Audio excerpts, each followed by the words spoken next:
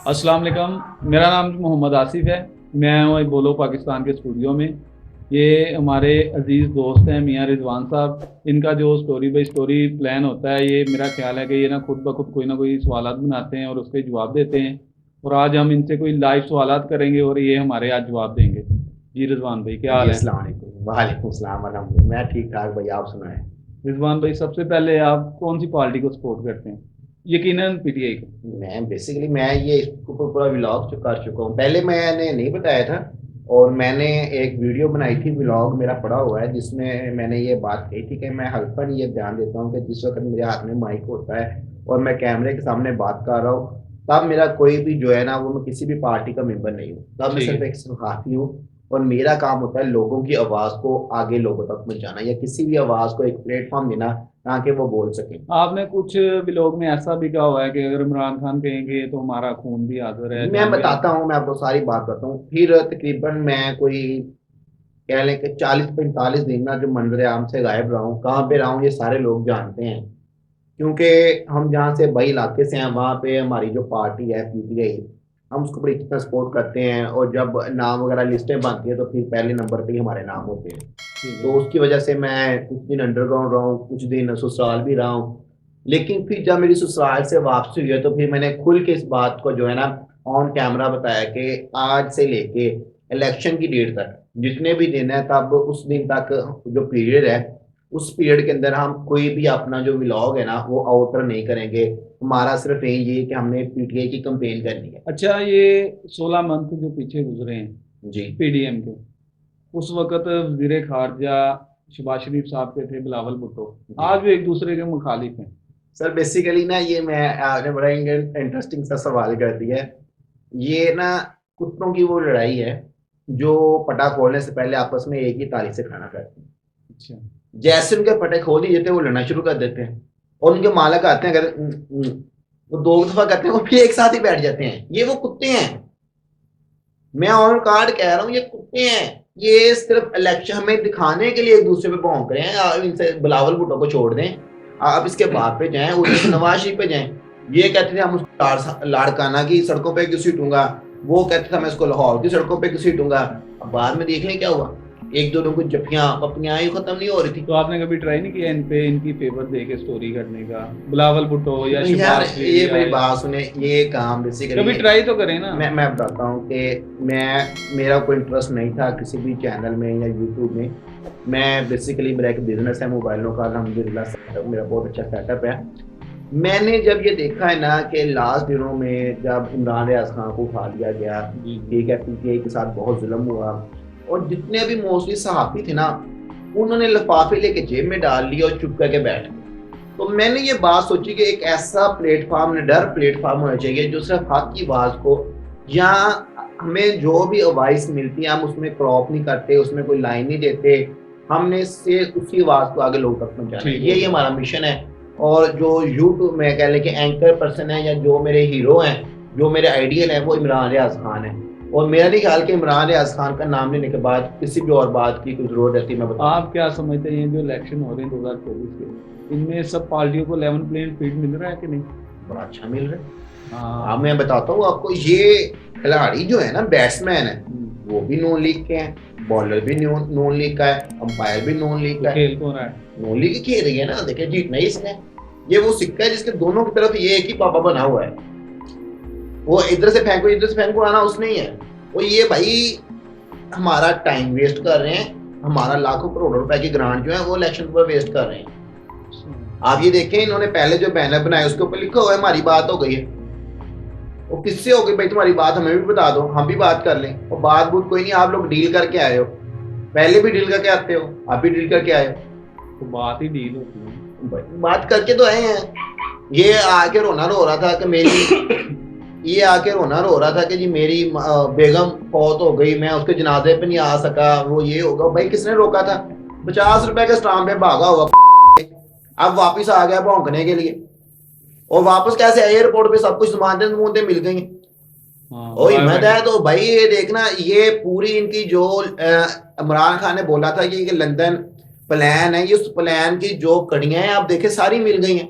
वो दरवेश बंदा पहले बता चुका है कि मुझे भी नाअहल करेंगे, अब ये डील कर रहे हैं इमरान खान के साथ, उनके डेली ट्वीट देख लें, उनके जो वकलैन के ट्वीट देख लें कि ये डेली जा रहे हैं, ये जो हैंडलर हैं ये बड़े परेशान हुए हैं, डेली जाते हैं कि आज भी हम इमरान खान मान जाएगा, लेकिन इमरान खान एक चट्टान की तरह डटा हुआ है। और बिलावल भुट्टो का बयान आपने सुना है, वो कह रहा है कि 4 मरतबा का जो वजीर आजम है उसको आप छोड़ दें, मुझे चांस दें, मैं ये कर दूंगा वो यार कर ये दूंगा। वही कुत्तों की लड़ाई है। मैं पहले बता रहा हूँ कि पहले जब वजीर खारजा रहा है ये मुझे बताएं कि 14-15 माह तो वजीर खारजा रहा है, ये 14-15 माह में 14-15 दिन भी पाकिस्तान में नजर नहीं आया। 66 दौरे किए इसने और आउट भाई ऑफ ये मैं कह रहा हूँ कि इसने बस बाप का माल समझ के पैसा कमाया है, इसके अपने जितने भी काम रहते थे ना वो सारे पूरे करके आया। ये इसने बस किया है, इसने एक फोटो सेशन किया है। अच्छा, ये किसी भी मुल्क में जाता था, 2-4 तस्वीरें क्लिक करवाई, उसके बाद निकल जाता था। अपने सारे काम किए हैं, पूरी दुनिया का इसने वर्ल्ड टूर किया है, हमारे पैसों पे किया है। ये उस वक्त की बात है जब रोटी खाने के पैसे नहीं थे। मेरे पास एक रेल लिस्ट है, टाइम तो ज़रा लग जाएगा, मैं आपको एक चीज़ दिखाता हूँ, फिर मुझे आप ये बताएं कि आप बड़ा कहते हैं कि हम पीटीआई वाले हैं, हम पीटीआई वाले हैं, हम ये करते हैं। मुझे आप ये बताएं कि ये 16 माह से पहले की मैं बात कर रहा हूँ, अप्रैल 2022, ये वो दिन है जब इमरान खान साहब की हुकूमत तकरीबन कह लें कि इख्तिताम पजीर हुई है, और उसके बाद पीडीएम की हुकूमत आ गई। अब ये बात है कि आप कभी नहीं भूल सकते, ना आपने भूलनी है कि पीडीएम की हुकूमत का स्लोगो क्या था। इन्होंने एक मार्च किया था लाहौर से इस्लामाबाद, उस मार्च का नाम था महंगाई मुकाओ मार्च। जो इन्होंने स्लोगो बनाया था कि जी हम सारे इकट्ठे हुए हैं मुल्क को बचाने के लिए, इमरान खान ने मुल्क को डबो दिया है महंगाई के अंदर, हम बाहर निकालेंगे, डिफॉल्ट हो गया मुल्क वो बेड़ा गर्क हो गया, हमने बचा लेना है। अब जी पेट्रोल की कीमत तब थी 149 रुपए, गालमन 150 रुपए कर लें, कुछ पैसे कम थी। अभी जो सर्कुलेट हो रही है ना वो 300 क्रॉस कर गई थी, लेकिन 300 से वापस आ गई है। अगस्त की बात कर रहा हूँ, 274 रुपए का राउंड बाउंड है, और ये जो अजाफा हुआ ये 125 रुपए लीटर हुआ है। और ये जब महंगाई मार्च कर रहे थे, ये कह रहा था हम पेट्रोल 60 रुपए लीटर देंगे, हम पेट्रोल 70 रुपए लीटर देंगे। ओ भाई कहाँ तुम्हारा 60-70 रुपया, 4-5 साल चांस मिलेगा फिर देंगे ना। हाँ जैसे पहले दिया। अब उसके बाद डीजल है 146 था, 273 हो गया। डीजल कौन से वाला, मौलाना फजल वाला? नहीं, ये डीजल जो लिक्विड डीजल है, फ्यूल डीजल है। फ्यूल। डॉलर 181 रुपए पे था, 290 रुपए पे आ गया। चीनी 82 रुपए की थी, 152 रुपए की किलो हो गई। आटा जो 62 रुपए था वो 155 हो गया। चावल 220 थे, 370 हो गए हैं। घी 410 रुपए था, 620 रुपए किलो हो गया। अब जो बिजली का यूनिट था 14 रुपए था, उसके ऊपर भी इनको इतराज़ात थे। अब बिजली का यूनिट जो है ना वो 48 रुपए हो गया है। इसी तरह जो महंगाई की शरह थी इमरान खान के दौरे हुकूमत में, जब इन्होंने महंगाई मकाओ मार्च किया है, वो थी भाई 15-16%। इस टाइम जो है ना वो 38% के राउंड अबाउट है। तो आप मुझे ये बताएं सर कि ये मैंने आपके आगे एक अहवाल रखा है, क्या अब वो जो सहाफ़ी थे तब जिन्होंने कहराम बर्पा किया हुआ था वो कहाँ है? सो गए। उनको हड्डी मिल गई है, वो हड्डी चूस रहे हैं, वो हड्डी आप में और मेरे में से निकलनी है। जब हम बोलते हैं फिर ये लोग कहते हैं कि यार इन लोगों को अक्ल नहीं है, ये लोग जो हैं ये बागी हैं, ये इमरान खान साहब ने इनको जुबान लगा दी है। और भाई जुबान उसने सही लगाई है, मैं कोई गलत बात कर रहा हूं तो मुझे बताएं।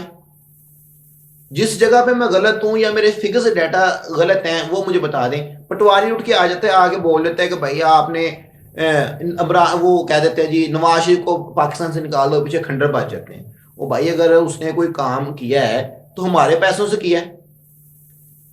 इनको ये देखो, जब ये सियासत में इनके पास क्या था, कोई काम धंधा नहीं है, इतने पाकिस्तान का मीत नहीं बंदे बन गए, लंदन फ्लैट का इनके पास कोई हिस्सा नहीं है। वो बांदरी आगे ऑन ईयर आके कहती है मेरे तो कोई फ्लैट ही नहीं है, मेरे पास तो BMW कार ही नहीं है, उसी कारों में घूम रही है। ये सारे चोर हैं। अब ये देख लें कि 14-15 पार्टियां और मुल्क के ताकतवर लोग ये एक बंदे से डर रहे हैं, उसको जेल के अंदर दिया हुआ है। कौन सी लेवल प्लेइंग फील्ड है? आपको क्या लगता है कि इमरान खान इलेक्शन से पहले बाहर आ जाएगा? मुश्किल है, इसमें कुछ कह नहीं सकते, क्योंकि जो मुल्क के ताकतवर लोग हैं ना वो कहीं ना कहीं अपने लिए कुछ ना कुछ जगह लाजमी छोड़ेंगे। अगर इमरान खान जेल के अंदर है या जेल के बाहर है हमें कोई गर्ज नहीं, हमने उसको वज़ीर-ए-आज़म बनाना है, जैसे भी बनाना पड़ा। लेकिन हमें लगता है कि ये उसको कुछ ना कुछ रिलीफ खुद देंगे ताकि कल को उसके ऊपर बात करके उसके साथ कोई बात कर सके, कोई फायदा ले सके कि देखें जी वो आपके फेवर में नहीं था, हम आपके फेवर में थे, हमने आपको यहां से आउट करवा दिया। भाई मैं ये बात सुने कि ये जो 9 मई का रोना रो रहे हैं सारे मिलके, एक प्रेस कॉन्फ्रेंस करनी है और तहरीक इस्तेकाम में चला जाना है और आपके सारे गुनाह धुल गए। सही। अब हमारे जो चीफ जस्टिस हैं जस्टिस काजी फाइज ईसा, उन्होंने बैठ के कहा जनाब कि तौबा का रास्ता कभी बंद नहीं होता। और मैं कौन होता हूँ कि जो किसी को तौबा करने से रोक सकूं? अगर आपने तौबा करी तो आपके गुनाह माफ हो गए। तो आप हमारे काजी साहब, हाथ जोड़ के दरखास्त है, इस तरह तो जेल में लाखों लोग हैं जो तौबा करने को तैयार हैं, तो उनको भी माफ कर दें। खुदारा अवाम को बेवकूफ ना छोड़ दें। लोगों के जो पेंडिंग केसेस हैं वो सालों साल चलते हैं और यहाँ के कुछ है वो घंटे में मरे हो के आप गले पकड़ रहे हैं, जिंदा के पांव पकड़ रहे हैं। और लानत है यार ऐसे कामों पे। जी आप बताएं क्या कह रहे थे? बस ठीक है, यही कहना था, और क्या कहना।